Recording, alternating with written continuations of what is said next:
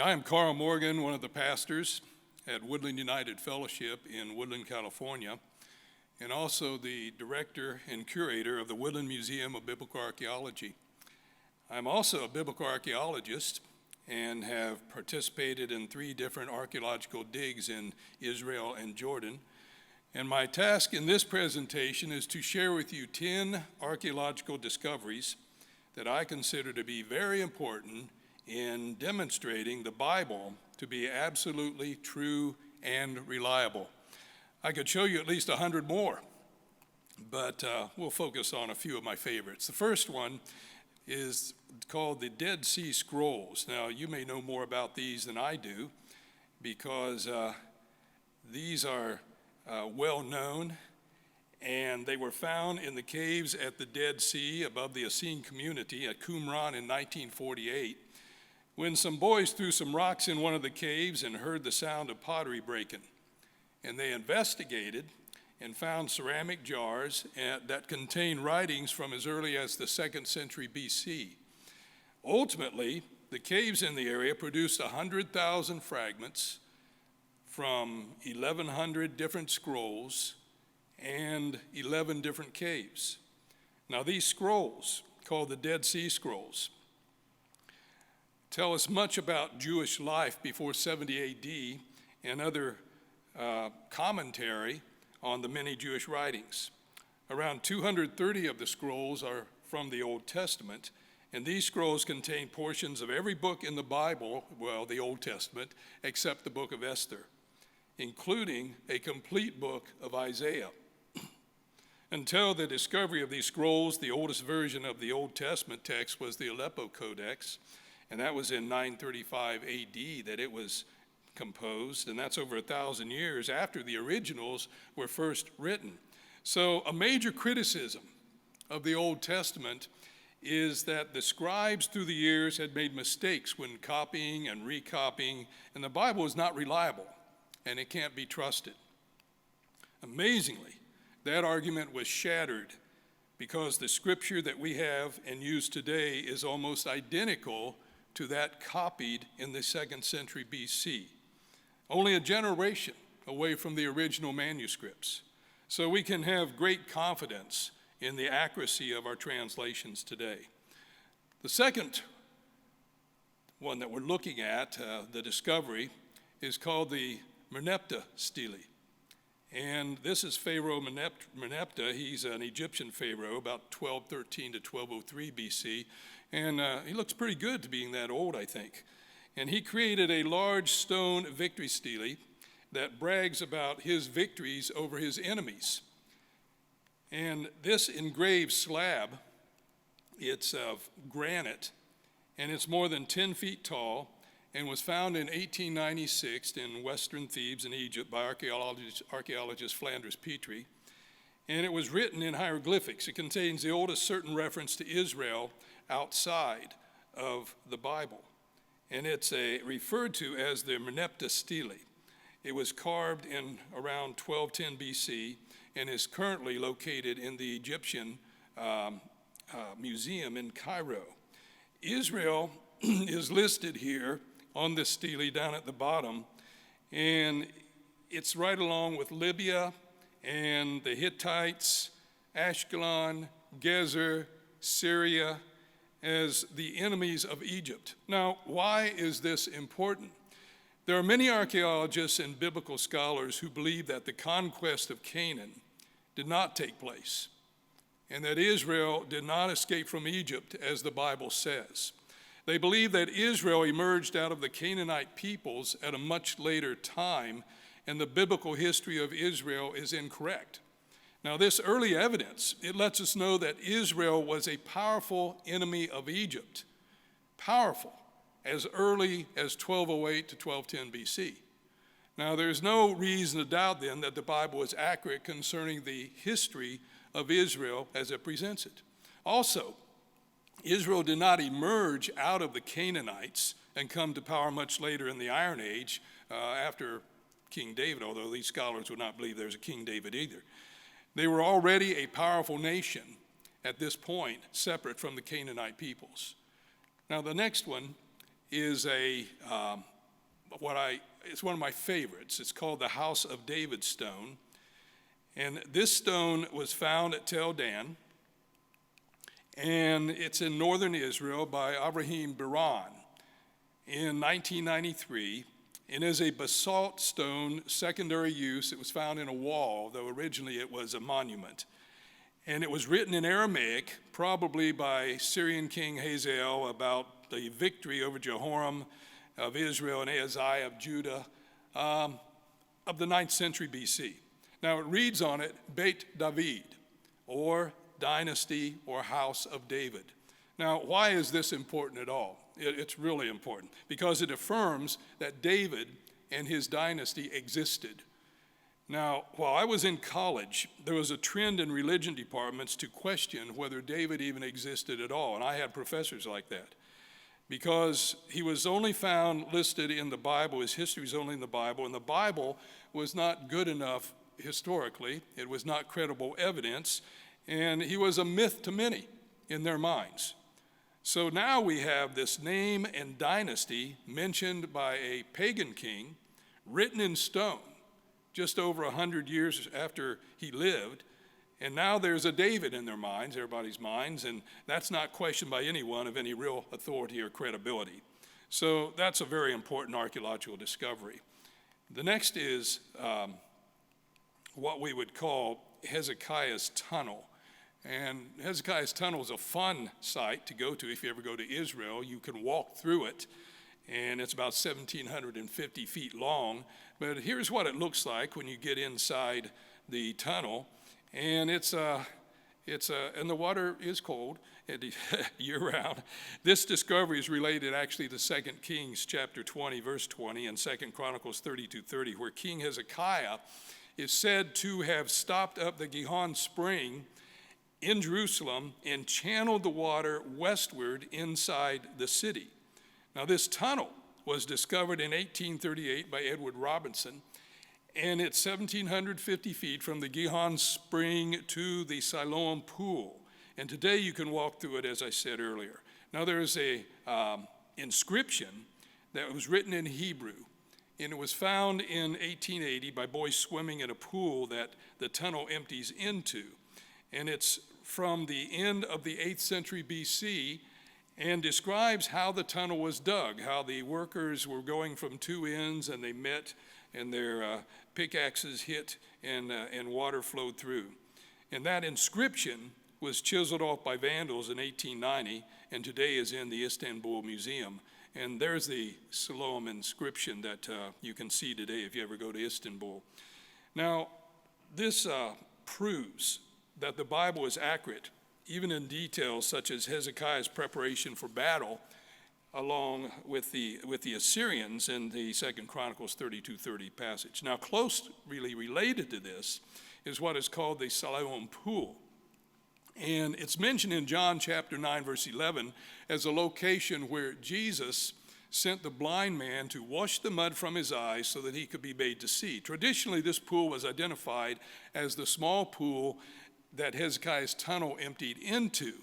But this has turned out to be a Byzantine pool from the AD 300s, which is problematic to try to put it in the time of Christ. It doesn't fit. Well, in June 2004, during construction work to repair a large water pipe near this older pool, or this other pool, steps were found that revealed a much larger pool. And archaeologists Ronnie Reich and Elisha Cron identified 2 stone steps, and after excavation revealed a monumental pool. It's 160 feet wide and 220 feet long. So pottery and coins found indicate that this pool was used in the 1st century during the time of Jesus Christ. Now, the pool has yet to be completely uncovered, but the discovery does solve one major problem that many have looked at through the years. On the day of Pentecost, 3,000 were saved and baptized. Well, where were they baptized? We know that there were small pools or mikvahs around the temple area, but this pool would have been an ample supply of water for these baptisms. But we also know from other Jewish writings that every morning during the Feast of Tabernacles, a priest would take a golden vessel to the pool, fill it with water, bring it to the temple altar in this great processional. And there was a road that is recorded in other writings that led to the temple from the Siloam pool. And that leads us to the next, and that's the Siloam Stairway, or the Pilgrim's Road, that was discovered not long after the excavation of the Siloam pool. This step stairway runs from the Siloam pool to the western wall of the Temple Mount. Now, this is important. It's made of limestone. The stairway runs uphill and is at least 26 feet wide and covers a third of a mile in length, and it lies beneath the surface of modern Jerusalem, meaning unlike most archaeological digs, which begin from the ground and go down, this excavation is done subterraneously, tunneling beneath the hustle and bustle of modern Jerusalem above. So there are reasons why this archaeological discovery is so very, very important. Many today are advocating that the Jewish temple in the time of Christ was not located at the present-day Temple Mount, within these massive retaining walls built by Herod the Great. They say it's in the lower city of David, but this discovery is very special because it makes it easy to locate where the temple actually stood. You follow the Pilgrim's Road, and it leads you to the temple. And guess what? It leads to the southwestern corner of the Temple Mount. So we know where the temple was. And now if you plan to visit Jerusalem in the next year when tourism opens up again, the road should be open for you to walk on, the same steps that millions of pilgrims and worshipers, including Jesus Christ, would have walked on as they made their ascent to the temple. Now there's another one that's called the Caiaphas Ossuary. This is number 7. An ossuary is a bone box, and in December of 1990, a 2,000-year-old burial cave was accidentally opened in Jerusalem during construction, and inside were 4 of these ossuaries, or bone boxes, with the remains still in them. One of the limestone boxes was exceptionally decorated, as you can see as you look upon this one. Inside the box was found, among 5 other skeletal remains of individuals, the bones of a 60-year-old man. Now, on the outside of the box was a crude inscription in Aramaic that listed his name. His name was Joseph Caiaphas. Now, the first century historian Josephus identifies the high priest at the time of Jesus as Joseph Caiaphas. Most scholars agree that this is the high priest at the trial of Jesus. Now, the bones of this man who presided over the Jewish portion of the trial of Jesus and then sent him on to Pilate are actually the first remains of someone mentioned in the Bible to ever be found. This discovery gives authenticity to the details, some of the minute details of the arrest and trial of Jesus, which many think never did take place. That leads to another archaeological discovery, also found in an ossuary. It's the crucified man. In 1968, during construction again in Jerusalem, it's how a lot of archaeological discoveries are made and found. It's through construction sites. They unearth something, and then the archaeologists have to go in and finish it up and take care of it. Well, anyhow, this unearthed a Jewish tomb, and we know the man's name, and his name was John, son of Hezekiah, and his death took place during the 1st century A.D. Now, there was also the bones in the same ossuary of a 4 or 5-year-old male whose name was also John. So probably John and little John are in the same box. A nail had pierced his right heel bone, and early examination even determined that his wrist had also been nailed. Now, this was disputed by a later examination. I go with the first one. It also appeared that his legs had been broken. So the value of this find is that it is the only physical evidence that has ever been found that a person was even crucified during the time of Jesus Christ. So it also shows how a person was crucified during the time of Christ, and it proves that the biblical account of Jesus' crucifixion was accurate in every way. Number 9, Khirbet el-Maqatir, or biblical eye. The site for biblical eye has been the subject of much debate during the last 50 years. Ai is the city that was destroyed by Joshua by fire after the Israelites destroyed Jericho as they entered into the promised land. Tradition has placed this city at a site called Et-Tel. And in the 1970s, a professor, Joe Calloway of Southern Baptist Theological Seminary in Louisville, had dug there and found no indication that the city was even occupied during the time of Joshua, whether you use a 15th century BC date or a 13th century BC date. Nobody lived there. So no one lived there at the time. And his conclusion was that there was no destruction by Ai by the Israelites, and therefore there was no Joshua. And that puts into question the whole Israelite events that took place. So it's a slippery slope if you go into that direction. Well, in 1995, Associates for Biblical Research, Bryant Wood, he began excavating another site nearby. It's about a mile east, called Khirbet el-Maqatir. And it proved that Calloway had been digging in the wrong site. This seal is an Egyptian seal, and it's of a scarab seal that was found on site that dated the site to the time of Joshua in the 15th century BC, which works nicely with a 1446 BC Exodus date and also a 1406 conquest date. So we know that this site, a city gate, has been found, and that was needed. According to the story in the Bible, the city was burned with fire. Excavation has proven that Khirbet el-Maqatir was inhabited at the time of Joshua and that the conquest actually took place. And every detail, just as the Bible describes. It's a long way from saying none of it happened. Finally, and my favorite, I have a little connection here, and that is Tal el-Hammam, and that is biblical Sodom. Biblical Sodom, this Tal, is in Jordan, right northeast of the Dead Sea. And it's a large mound, and in Jordan they call them talls. In Israel they're tells, in Jordan they're talls.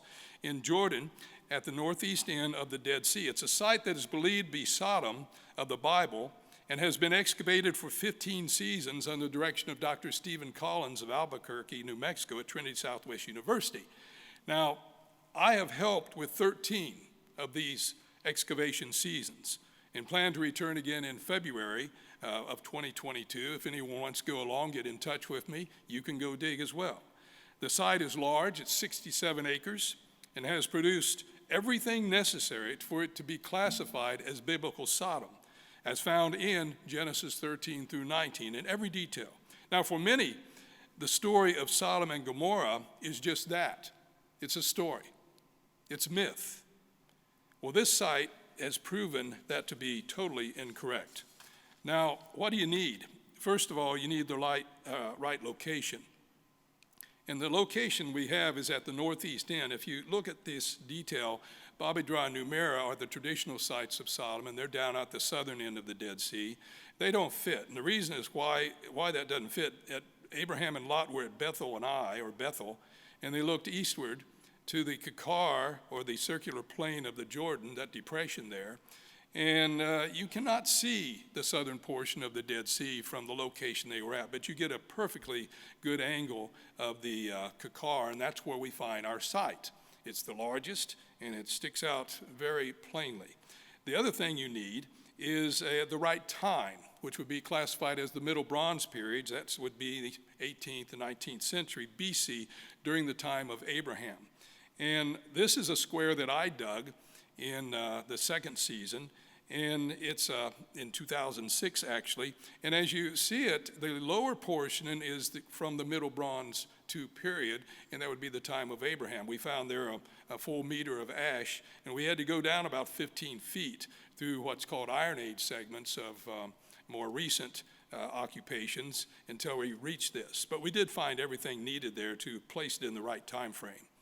We know that we had to have a walled city, and that was necessary. We had to have a gate complex because Lot sat in the complex, the gate plaza, when the angels came to destroy the city. Well, this is the gate complex that was actually found, and you can see it a lot clearer here. as we see is highlighted. You have towers, you have a gate complex. It's a very large area, very unique. So we do have the towers and the gate plaza. Architectural archaeologist Lane Rittmeyer did a reconstruction drawing of the lower city entrance, and this is how Sodom would have looked and during the time of Abraham. Now, what about the evidence? What happened?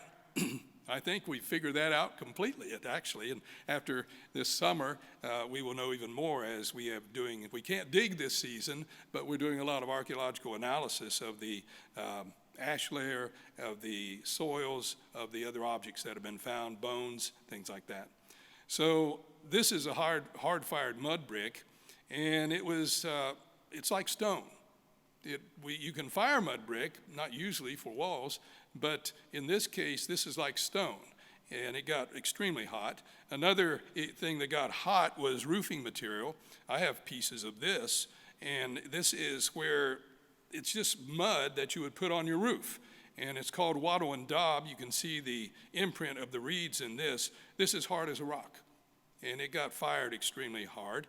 And then you have pottery that is glazed and also bubbled. The middle bronze pottery sherd from the time of Abraham is on the left. On the right is trinitite. Trinitite is the melted and fused silica material found at the site of the first nuclear bomb testing site in New Mexico. And scientific testing that we've had done, several universities, has shown it took at least 10,000 degrees Fahrenheit to accomplish this. So the area of the present work is at a palace area on the top, and this is the upper tall, and this is the palace of King Bara that's mentioned in the Bible. And hopefully this will be where we will find cuneiform writings that will give us even more detail about this wonderful site. So what have we learned? A lot. We know that the destruction is at the right time, just as the Bible said. We know that the destruction is at the right place, just where the Bible says it is. We know that how it happened. It was a meteorite airburst that God used, and it lasted just a few seconds, and he wiped out this city with up to 10,000 degrees, and I anticipate we finding it even be hotter than that, with extreme winds. All the foundations are shifted to the northeast because it came from the southwest. There's an ash layer of at least a meter. The destruction temperature, again, 10,000 degrees Fahrenheit. And Dead Sea mineral content of 8% is in the soil, and that indicates that a tsunami impact came when it came from the Dead Sea area and brought with it mineral salts from the Dead Sea and hit our site. So that makes even explain Lot's wife, who turned to a pillar of salt. There may have been many pillars of salt that day as these 10,000 degree mineral deposits hit that site. So what I'm getting at is that this occurred exactly as the Bible indicates. Now, I hope that this short presentation has encouraged you to do more study on your own concerning the relationship of archaeology and the Bible. You're invited to visit our Woodland Museum to learn more. Give us a call or email us to make a reservation for you. We're open at this point. The website is www.woodlandmba.org, and you can receive all the information you want there. Remember that no matter what the skeptics say, or what you hear, or what you see on these crazy archaeological TV shows, remember, biblical archaeology, true biblical archaeology, never has succeeded in refuting the Bible. It only confirms it. Thank you very much.